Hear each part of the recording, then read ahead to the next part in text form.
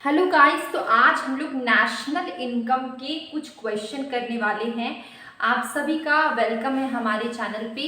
National income में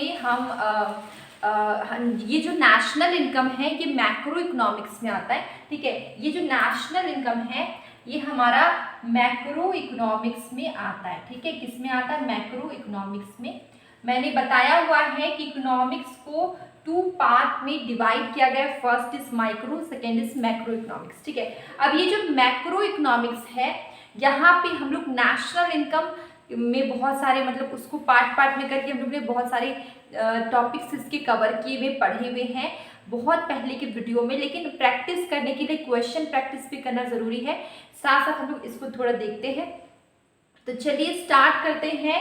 सबसे पहले देखिए क्वेश्चन मैंने यहाँ पे लिखा हुआ है अकॉर्डिंग टू इनकम मैथड। ठीक है, इनकम मैथड से domestic income is equal to. ठीक है, तीन मैथड होता है नेशनल इनकम डिटरमिन करने के लिए, तीन मैथड है। ठीक है, देखिए यहाँ पे क्वेश्चन क्या है, according to income method domestic income is equal to. ठीक है, तीन मैथड होते हैं। यहाँ पे ग्रॉस वैल्यू एडेड है, एक क्या है प्रोडक्शन मेथड, एक है इनकम मेथड, एक है एक्सपेंडिचर मेथड। नेशनल इनकम को सॉल्व करने के लिए तीन मेथड है। तो यहाँ पे देखिए आपको क्वेश्चन क्या बोला गया, इनकम मेथड की बात की गई है। इनकम मेथड, ठीक है, according to income method domestic income is equal to. Domestic income किसके इक्वल होता है? ठीक है, देखिए इनकम मेथड में हमें पहले डोमेस्टिक इनकम निकालना होता है, फिर हम लोग उसमें से एनएनपीएफसी निकालते हैं, मतलब कि नेशनल इनकम निकालते हैं। ठीक है, अब डोमेस्टिक इनकम का फॉर्मूला क्या होता है? ठीक है, देखिए यहाँ पे क्या है, यहाँ पे देखिए ऑपरेटिंग सरप्लस। एक तो ये होता है डोमेस्टिक इनकम की बात करें, एनडीपीएफसी को हम लोग डोमेस्टिक इनकम बोलते हैं।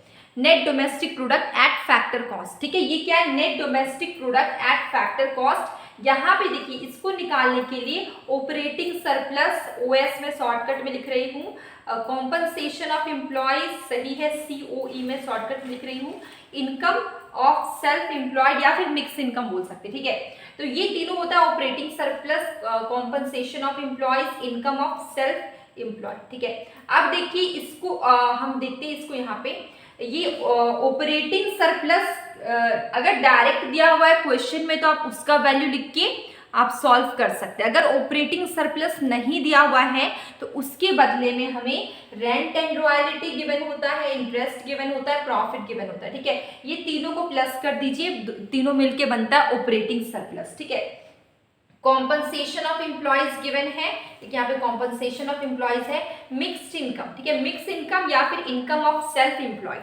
दोनों सेम चीज है। देखिए ये फॉर्मूला भी सही है, ये फॉर्मूला भी सही है, इसलिए इसका आंसर होगा सी, बोथ ए एंड बी। ठीक है, सी इसका आंसर होगा, सी।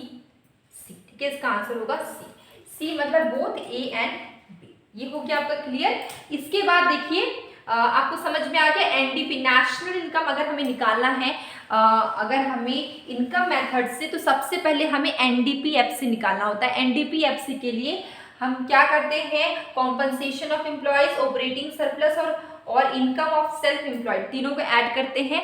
कभी कभी क्वेश्चन में ऑपरेटिंग सरप्लस गिवन होता है, कभी कभी नहीं गिवन होता ऑपरेटिंग सरप्लस, उसकी जगह पे हमें रेंट एंड रॉयल्टी, इंटरेस्ट और प्रॉफिट गिवन होता है। ये तीनों को ऐड करके हमारा ऑपरेटिंग सरप्लस बन जाता है। ठीक है, तीनों को ऐड करते हैं, बन जाता है। इसके बाद हम लोग डोमेस्टिक इनकम निकालते हैं। वहां पे जब हमारा एनडीपीएफसी निकल जाता है उसके बाद फिर हम लोग क्या करते हैं, एनएनपीएफसी निकालते हैं और यहाँ अंदर में रखते हैं एनडीपीएफसी को। अब इसको कंपैरिजन करके हम लोग नेशनल इनकम निकाल लेते हैं। ठीक है, ये समझ में आ गया।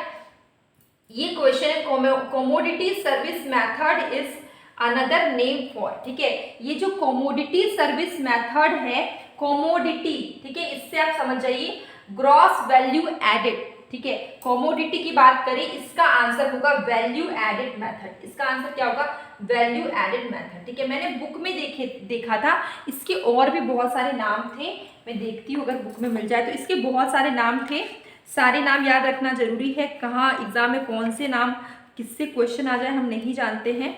तो हम लोग यहाँ पे मैंने बुक में देखा था, इसके और भी नाम थे, मैं देखती हूँ अगर मिल जाएगा तो मैं बता देती हूँ। क्योंकि देखिए यहाँ पे आपसे दूसरा नाम पूछा गया, क्या पता आपको इससे दूसरा नाम पूछा जाए, तो हम यहाँ पे उसका नाम देख लेते हैं। मैंने देखा हुआ था कहीं पे नाम लिखा हुआ था, तो ये देखिए हमारा क्वेश्चन सॉल्यूशन है, कहीं बुक में नाम था।